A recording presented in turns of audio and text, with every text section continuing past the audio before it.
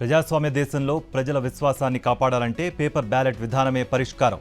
హర్యానా ఎన్నికల ఫలితాలు ప్రజా అభిప్రాయాన్ని గందరగోళానికి గురిచేశాయన్న వైఎస్ జగన్, ఏపీ ఫలితాలకు మాత్రం తీసిపోని విధంగా హర్యానా ఫలితాలున్నాయని వైఎస్ఆర్సీపీ అధినేత ట్వీట్.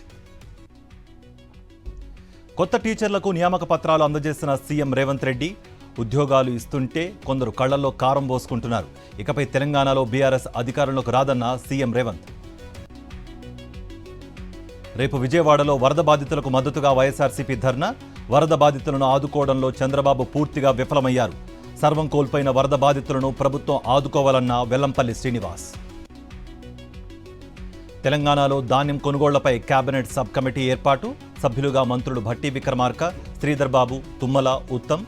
సబ్ కమిటీ కన్వీనర్గా పౌర సరఫరాల శాఖ కమిషనర్ చౌహాన్ నియామకం. హర్యానాలో 51కి పెరిగిన బీజేపీ బలం. కమలదళంలో చేరిన మరో ఎమ్మెల్యే సావిత్రి జిందాల్. ఇప్పటికే కాషాయ పార్టీలో చేరిన 2 స్వతంత్ర ఎమ్మెల్యేలు. రాహుల్ గాంధీ కోసం జిలేబీ ఆర్డర్ చేసిన హర్యానా బీజేపీ. ఢిల్లీలోని కాంగ్రెస్ ప్రధాన కార్యాలయానికి జిలేబీ పంపిన నేతలు. ఒంగోలు మాజీ ఎంపీ మాగుంట పార్వతమ్మ ఉత్తర క్రియల్లో వైఎస్ఆర్సీపీ నేతలు పాల్గొన్న ఎమ్మెల్సీ బొత్స సత్యనారాయణ, మాజీ మంత్రి కాకాని గోవర్ధన్ రెడ్డి. మాగుంట పార్వతమ్మ చిత్రపటానికి నివాళులు, కుటుంబీకులకు పరామర్శ. పిఠాపురంలో లైంగిక దాడికి గురైన దళిత బాలికను పరామర్శించిన వంగ గీత. కాకినాడ జీజీహెచ్లో చికిత్స పొందుతున్న బాధితురాలని కలిసి ధైర్యం చెప్పిన వైఎస్ఆర్సీపీ నేత. ఘాయిత్యానికి పాల్పడిన నిందితుడిని కఠినంగా శిక్షించాలని డిమాండ్.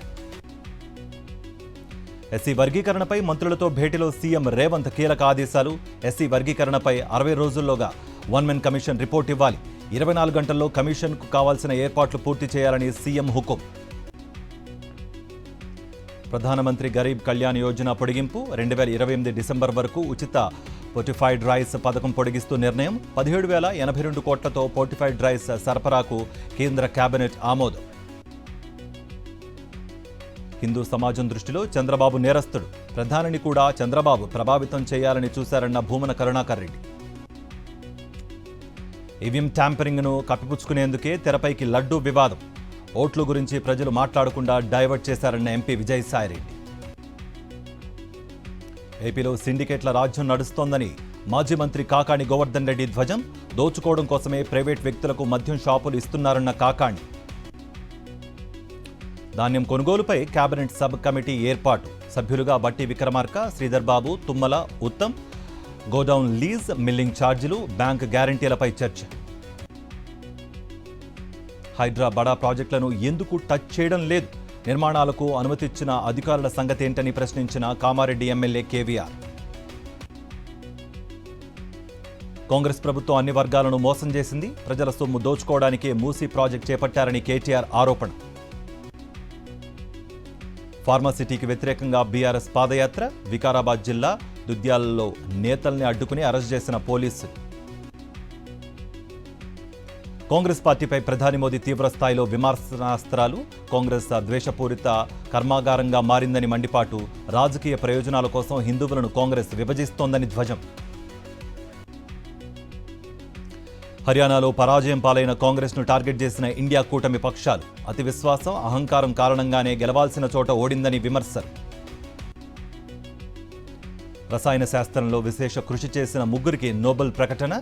ప్రోటీన్ల డిజైన్లకు సంబంధించిన పరిశోధనలకు గాను ప్రతిష్టాత్మక పురస్కారం. సైంటిస్టులు David Baker, Demis Hassabis, John M జంపర్కు నోబెల్ బహుమతి. సీనియర్ సినీ నటుడు రాజేంద్ర ప్రసాద్ను పరామర్శించిన సినీ హీరో ప్రభాస్.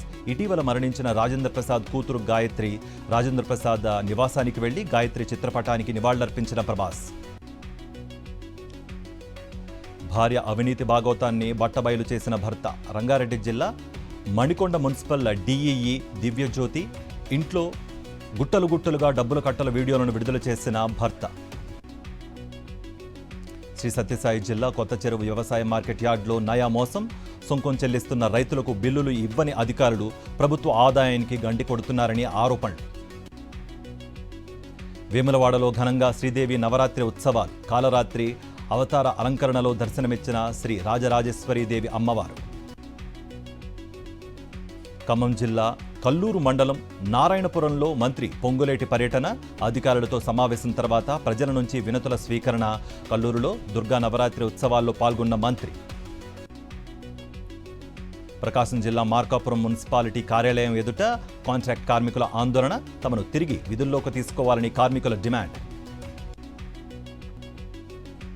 కీలక వడ్డీ రేట్లు యథాతథంగా ఉంచుతూ ఆర్బీఐ నిర్ణయం, వరుసగా 10వ సారి వడ్డీ రేట్లలో ఎలాంటి మార్పు చేయని ఆర్బీఐ.